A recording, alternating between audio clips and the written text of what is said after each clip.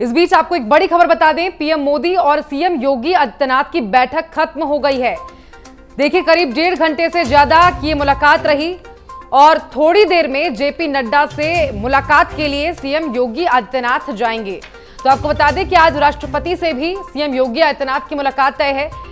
1:30 बजे राष्ट्रपति से भी मुलाकात करेंगे। तो बड़ी खबर आपको बता रहे हैं, तकरीबन 1.5 घंटे की बातचीत के बाद, मीटिंग के बाद आखिरकार अब पीएम मोदी के साथ उत्तर प्रदेश के मुख्यमंत्री योगी आदित्यनाथ की बैठक खत्म हो चुकी है, जिसके बाद अब वो भारतीय जनता पार्टी के राष्ट्रीय अध्यक्ष जेपी नड्डा से मुलाकात करेंगे।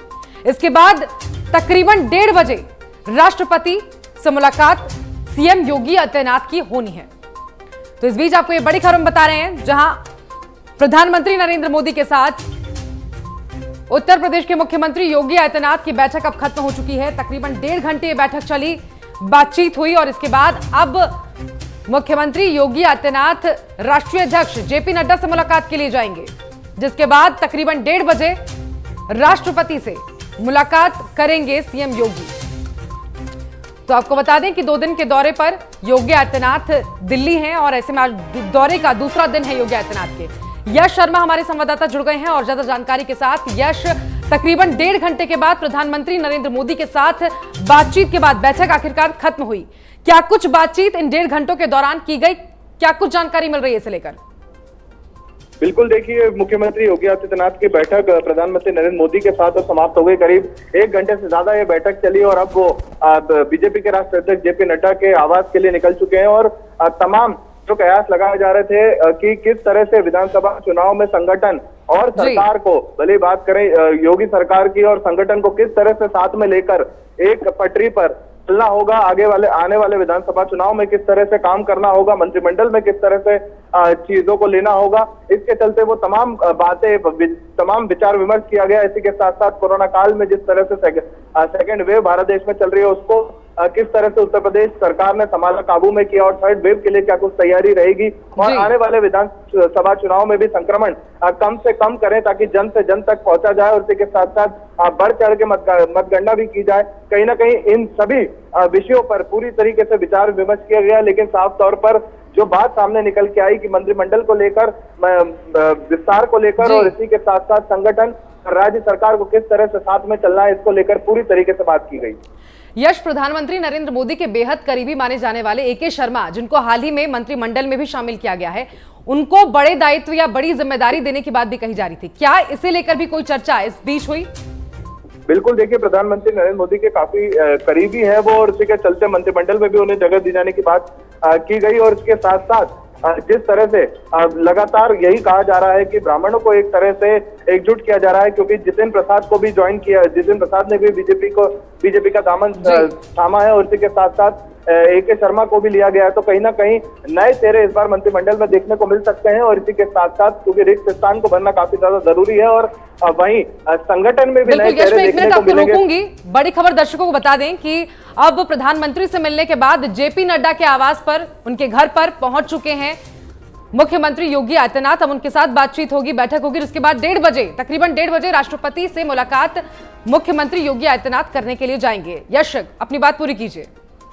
जी बिल्कुल, देखिए, जिस तरह से प्रधानमंत्री नरेंद्र मोदी से उन्होंने सारी बातें की और उन्हें साफ तौर पर विचार विमर्श किया, क्योंकि देखिए, सरकार को भी एक तरफ चलना होगा। सरकार अपनी जो भी नीतियां थी, जो भी उन्होंने अभी तक जनता के लिए किया, उसको लेकर साथ में चलना होगा। इसी के साथ साथ संगठन को मजबूत करते हुए जन जन तक, बूथ लेवल तक पहुंचना होगा। तो किस तरह से इन दोनों चीजों को एक पटरी पर एक साथ चलाया जाए, इसको लेकर विचार विमर्श किया गया प्रधानमंत्री के साथ। और अब जब जेपी नड्डा के घर मुख्यमंत्री योगी आदित्यनाथ पहुंचे हैं, तो तमाम वो संगठन को लेकर बात की जाएगी। जो रिपोर्ट भेजी गई थी लखनऊ से, जो रिपोर्ट तलब की गई थी और उसके बाद जेपी नड्डा और प्रधानमंत्री के सामने वो बैठक में रखी गई थी, उसको लेकर अब जेपी नड्डा के आवास पर पूरी तरीके से विचार विमर्श होगा। संगठन में कौन नए चेहरे आने चाहिए, उनको लेकर विचार विमर्श किया जाएगा, और इसी के साथ साथ मजबूती पर भी ध्यान दिया जाएगा। बिल्कुल, जिस तरह से लगातार कल कई भारतीय जनता पार्टी के प्रवक्ता यश कह रहे थे कि रूटीन बैठक है ये, लेकिन क्या ये महज एक रूटीन बैठक है? क्योंकि कल पहले गृह मंत्री अमित शाह से मुलाकात करते हैं, इसके बाद आज प्रधानमंत्री नरेंद्र मोदी से मुलाकात होती है, अब जेपी नड्डा के बाद राष्ट्रपति से भी मुलाकात है। देखिए बिल्कुल लगातार जितने प्रवक्ता है और बीजेपी की तरफ से लगातार यही कहा जा रहा है कि ये हालिया में एक रूटीन बैठक हो रही है जो लगातार बीजेपी अपने संगठन को मजबूत करने के लिए और जहां भी राज्य सरकार है उनकी उसको मजबूत करने के लिए करती है। लेकिन जिस तरह से घटनाक्रम लगातार घट रहा है कि रिपोर्ट लेने भेजा गया लखनऊ में संगठन को लेकर और इसके साथ साथ उसके बाद फिर जो रिपोर्ट लेके आए उसके अगले ही दिन जितिन प्रसाद ने बीजेपी का दामन थामा। उसके बाद गृह मंत्री अमित शाह से मिलने आए, दिल्ली दौरे पर मुख्यमंत्री योगी आदित्यनाथ आए। उसके बाद फिर अनुप्रिया पटेल ने गृह मंत्री अमित शाह से मुलाकात करी। तो साफ तौर पर कहीं ना कहीं नजर आ रहा है कि एक तरह से रूटीन बैठक नहीं है, कहीं ना कहीं विचार विमर्श आने वाले विधानसभा चुनाव के लिए किया जा रहा है, नए चेहरों को तैयार किया जा रहा है। इसी के साथ साथ जो नाराजगी है, जो मंशा है किसी के भी मन में, चाहे वो विधायक हो, मंत्री हो, संगठन का व्यक्ति हो, उसके मन में अगर कोई मंशा है तो उसको दूर करने का प्रयास लगातार किया जा रहा है। हालांकि जिस तरह से घटनाक्रम घट रहा है माना नहीं जा रहा है और ना देखने में लग रहा है कि ये एक रूटीन बैठक जो है बिल्कुल। पश्चिम बंगाल में जिस तरह का परफॉर्मेंस भारतीय जनता पार्टी का रहा और उसके बाद जिस तरह उपचुनाव में बीजेपी का परफॉर्मेंस रहा, उसको देखते हुए काफी चिंता की बात बताई जा रही थी। लगातार ये कहा जा रहा था कि उसको लेकर काफी चिंतित अंदर पार्टी में हैं लोग। और जाहिर तौर पर फिर बीएल संतोष उत्तर प्रदेश पहुंचते हैं, 3 दिन का दौरा करते हैं, एक एक करके मंत्रियों से मुलाकात करते हैं, उसके बाद रिपोर्ट सौंपी जाती है। तो कई मायने इस बैठक के लगातार निकल रहे हैं और यह सीधे तौर पर कहा जा सकता है कि अगले साल जो चुनाव होना है उसकी तैयारी यहां पर भारतीय जनता पार्टी तेजी के साथ और मजबूती के साथ करती नजर आ रही है। बिल्कुल स्वाभाविक तौर पर, क्योंकि देखिए तमाम विधानसभा चुनाव देख लें, बंगाल का चुनाव देख लें या फिर बात करें उत्तर प्रदेश पंचायत चुनाव को देख लें, तो कहीं ना कहीं कमियां और खामियां रही और इसके चलते प्रदर्शन जो है वो भारतीय जनता पार्टी का नीचे आता रहा है। तो इसी के चलते कहीं ना कहीं ये साफ तौर पर माना जा सकता है कि आने वाले विधानसभा चुनाव में उत्तर प्रदेश में कोई कमी भारतीय जनता पार्टी नहीं रखना चाहती है। भले ही वो सरकार की बात हो, राज्य सरकार की बात हो, चाहे वो संगठन की बात हो, एक एक जन तक पहुंचने की कवायद जो है भारतीय जनता पार्टी ने अब से शुरू कर दी है। और इसी के साथ साथ देखा गया है कि गृह मंत्री अमित शाह ने किस तरह से पिछले विधानसभा चुनाव में उत्तर प्रदेश के काम किया था और जो सीटों का आंकड़ा था वो भी सबके सामने था। तो कहीं ना कहीं अब से ही अगर तैयारी लगातार की जाएगी तो आने वाले विधानसभा चुनाव में, चूंकि देखिए कम टाइम बचा है और सबको पूरी तरीके से मंशा अगर अपने मन की निकालनी है और बैठकों का दौर जिस तरह से लगातार चल रहा है, तो कहीं ना कहीं ये साफ माना जा सकता है कि विधानसभा आने वाले विधानसभा चुनाव को लेकर ही ये सारी तैयारियां की जा रही है। बिल्कुल। आज जब यश योगी आदित्यनाथ प्रधानमंत्री नरेंद्र मोदी से बातचीत के बाद क्या इस तरह की कोई जानकारी मिली है कि नए चेहरों को शामिल करने की बात कही जा रही थी मंत्रिमंडल के अंदर, क्या इसे लेकर भी कोई बातचीत हुई है? बिल्कुल, देखिए मंत्रिमंडल को लेकर और मंत्रिमंडल विस्तार को लेकर भी पूरी तरीके से अंतर बातचीत की गई है।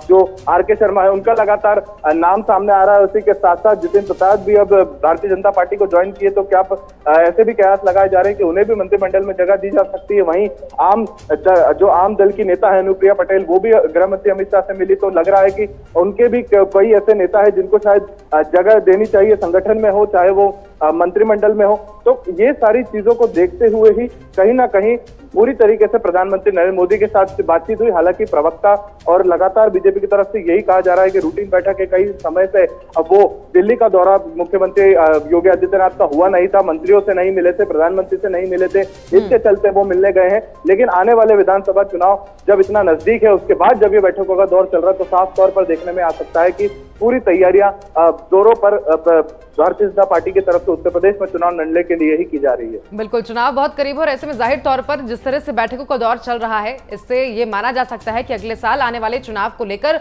बीजेपी किसी भी तरह का कोई रिस्क नहीं लेना चाहती। बहुत शुक्रिया यश आपका हमारे साथ जुड़ने के लिए। इस बीच आपको बता दें कि प्रधानमंत्री नरेंद्र मोदी से मुलाकात के बाद अब जेपी नड्डा के घर पहुंच चुके हैं मुख्यमंत्री योगी आदित्यनाथ, जिसके बाद तकरीबन 1:30 बजे राष्ट्रपति से मुलाकात करने के लिए जाएंगे योगी आदित्यनाथ। तो आपको बता दें कि 2 दिन के दौरे पर उत्तर प्रदेश के मुख्यमंत्री योगी आदित्यनाथ दिल्ली पहुंचे हैं। कल गृह मंत्री अमित शाह से मुलाकात हुई, जिसके बाद खुद ट्वीट करके भी इसकी जानकारी मुख्यमंत्री योगी आदित्यनाथ ने दी। साथ ही एक तस्वीर भी साझा की थी। इस बीच अब आज सबसे पहले प्रधानमंत्री नरेंद्र मोदी से मुख्यमंत्री योगी आदित्यनाथ की मुलाकात हुई और अब भारतीय जनता पार्टी के राष्ट्रीय अध्यक्ष जेपी नड्डा के घर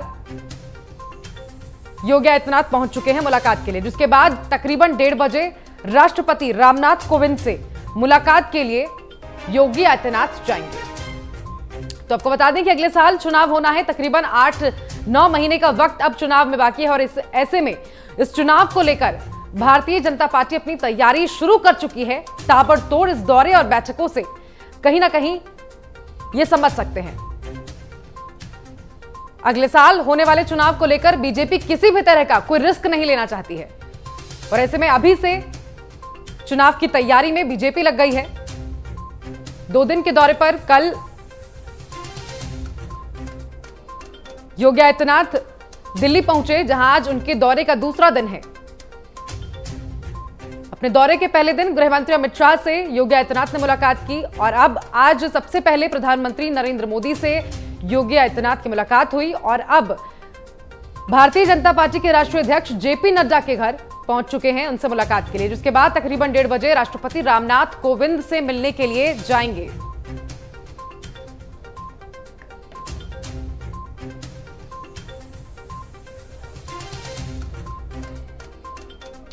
तो आपको बता दें 2 दिन के दौरे पर उत्तर प्रदेश के मुख्यमंत्री योगी आदित्यनाथ दिल्ली आए हुए हैं। आज उनके दौरे का दूसरा दिन है। अपने दौरे के पहले दिन सीएम योगी आदित्यनाथ ने गृह मंत्री अमित शाह से मुलाकात की, जिसके बाद ट्वीट करके खुद इसकी जानकारी देश को दी। आज दौरे का दूसरा दिन, सबसे पहले प्रधानमंत्री नरेंद्र मोदी से मुलाकात हुई और अब भारतीय जनता पार्टी के राष्ट्रीय अध्यक्ष जेपी नड्डा से मुलाकात के लिए मुख्यमंत्री योगी आदित्यनाथ पहुंच चुके हैं, जिसके बाद तकरीबन 1:30 बजे के करीब राष्ट्रपति रामनाथ कोविंद से मुलाकात के लिए जाएंगे। और आज की तस्वीर, जब मुलाकात के लिए मुख्यमंत्री योगी आदित्यनाथ पहुंचे थे, तो देखिए अगले साल उत्तर प्रदेश में विधानसभा चुनाव होना है और ऐसे में किसी भी तरह का कोई रिस्क भारतीय जनता पार्टी उत्तर प्रदेश में नहीं लेना चाहती है।